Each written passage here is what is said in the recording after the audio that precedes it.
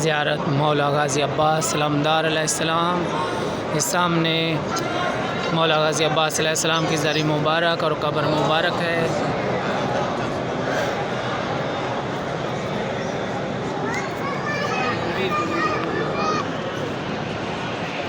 दुआ है अल्लाह ताला सब मोमिन मोमिनात को ज़ियारत नसीब फरमाए।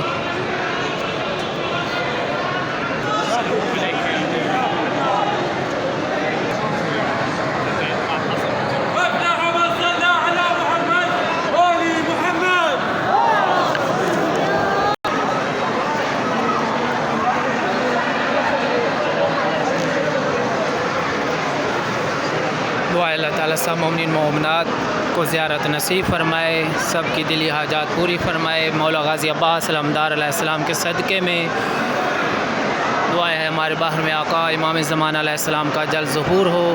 ये सामने शहंशाह वफ़ा मौला गाज़ी अब्बास सलामदार अलैहिस्सलाम की ज़री मुबारक और कब्र मुबारक है।